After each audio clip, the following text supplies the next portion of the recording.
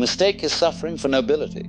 We call him brave, we call him strong, we even call him chosen. But tell me, is it nobility, or is it a beautiful, tragic misunderstanding? For the chosen man does not simply live. He labors under the impression that he must justify his life. Every sunrise becomes a test, every failure a crime, every moment a judgment. And so the burden grows heavier, not because the world is cruel, but because the chosen one insists that he alone must tame it. But here is the curious twist. This burden, so immense, so crushing, is made of nothing more substantial than a thought. A thought taken too seriously. A thought repeated so often, it became solid as stone. Yet in reality it is smoke. The chosen man suffers under the gravity of his own imagination. And this is where our journey begins today. Not to add more weight to the stone, but to examine its texture, to see its composition, to realize that what feels like iron and granite is nothing more than a cloud held too tightly. So let us pause and ask, who gave you this burden? Who anointed you the chosen one? Did the stars whisper it? Did the earth inscribe it in stone? Or did you quite innocently take upon yourself a role so convincing that you forgot you were the actor playing it? Today we shall unpack this illusion. We shall watch the chosen man strain and struggle, not to mock him, but to understand him, and perhaps to free him. For his burden, you see, is not the weight of the world. It is the echo of his own story, whispering through the caverns of his mind. And when he sees that, when he truly sees it, the stone will no longer be a stone. It will be nothing at all. You see, the chosen man's burden is not dropped upon him by heaven. It is built, brick by brick, stone by stone. And the builder is the ego. Now, ego is a very funny thing. It's not some evil demon lurking in the shadows. It's a marvelous contraption, a kind of eye maker, a little mental craftsman that carves out a neat definition of who you are. It says, this is me, this is my story, this is my importance. And that is not useless, no, not at all. Without this sense of identity, you couldn't introduce yourself. You couldn't sign a letter. You couldn't even find your way back home. But the trouble comes when the craftsman mistakes his little model for the cathedral, when the map begins to think it is the territory. And so the chosen man arises, not as a child of the universe, but as a grand architect, believing he must hold up the very sky. You know the old myth of Atlas, the Titan condemned to hold up the heavens on his back? Well, the chosen man carries a similar illusion. He imagines the vast blue sky above him is his responsibility to sustain. And every time he groans under its weight, he forgets the sky was never a weight at all. It is not a roof pressing down. It is space, infinite, open, light as air. But still the ego whispers. Without you, it all collapses. And so the man hunches his shoulders, grits his teeth, and staggers beneath the very thing that was never pressing on him. The ego builds another prison, a hall of mirrors. Imagine walking into a chamber, lined from floor to ceiling with glass. Everywhere you turn, there you are, a reflection gazing back. Every thought you think, every feeling you feel, bounces endlessly from one wall to another. Soon, the chosen man cannot hear life itself. He only hears the echo of his own self-importance. The sigh of the world is translated into his burden. The laughter of the world becomes his duty. The tragedy of the world, his personal cross. And so he lives not in the living world, but in the reflection of a reflection. The ego, then, is not a villain. It is a useful servant that became a tyrant, like a little clerk in an office who suddenly declared himself king. The burden of the chosen man is nothing but the ego inflated to cosmic proportions, a tiny spark that believes it must light the whole sky, a little eye that claims to be the axis of the universe. But here's the curious thing. If the burden is built brick by brick, stone by stone, can it not be unbuilt? Can the same hand that tightened the knot not also untie it? This is where the riddle deepens, for the chosen man suffers, not because the world weighs upon him, but because he clings with devotion to a phantom of his own making.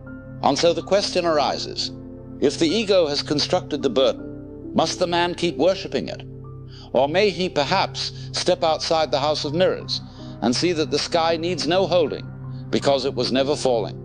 You see, once the ego has built its fortress, the chosen man moves into a subtler prison, No longer is he straining against stone. Now he is serving an abstraction, a ghost, a phantom of perfection. He begins to live, not in the immediacy of his senses. The smell of the grass, the warmth of the sun, the sound of birds, but in the realm of concepts, the world of how it ought to be. Think of him as an architect, but not the joyful sort who sketches a home and then delights as it rises from the earth.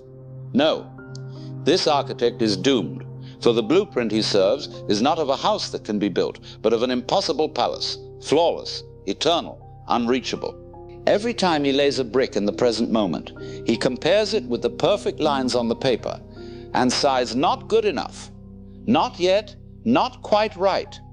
He is at once the architect, the foreman, and the weary laborer, a man trapped on a construction site with no completion date, building, tearing down, building again, forever dissatisfied, forever enslaved to the ghost of perfection. And the cruel joke? The blueprint does not even exist. It is a sketch drawn in the clouds, or imagine him as a river, clear, flowing, alive. But this river has been told, you are chosen to remain a river forever. You must resist the ocean. And so it thrashes, carves against its own banks, strains against the pull of the tide. But the river's very essence is to flow to the sea. It is not failure, it is fulfillment. The river does not lose itself in the ocean, it becomes the ocean. And yet, the chosen man insists, no, I must remain this narrow stream. I must keep my edges, my name, my course. His suffering is not in the flowing, but in the friction, the grinding of his resistance against inevitability. This is the tyranny of the abstract. Life itself is wiggly, alive, playful, untamed, what the Taoists called the Tao. But the chosen man does not trust the wiggle. He wants it straightened. He wants the crooked to be made linear. He trades the immediacy of now for the endless project of tomorrow. He lives in the kingdom of should and must, and so reality becomes a perpetual disappointment. It is as if he is dancing to music while clutching a metronome. The rhythm of life goes cha-cha-cha, but he insists tick-tock, tick-tock, and what he calls responsibility is in truth devotion to a phantom. And so he does not suffer from the world's cruelty. The world is messy, yes, uncertain, unfinished, gloriously incomplete, but that is its beauty. No, the chosen man suffers because he insists the world must fit the lines of a drawing that exists only in his imagination. He suffers from his unwavering commitment to a fantasy. But what happens when the fantasy dissolves? When the man at last sees that the architect, the river, the chosen one himself, were never separate from the very reality he tried so hard to control. And now here comes the great turning point. The moment when the chosen man, weary from his endless carrying, looks closely at the very weight that has bent his back. He stares at the burden, this colossal weight he is sworn to carry, and suddenly realizes there is nothing there. It's a hallucination, a dream conjured by the mind.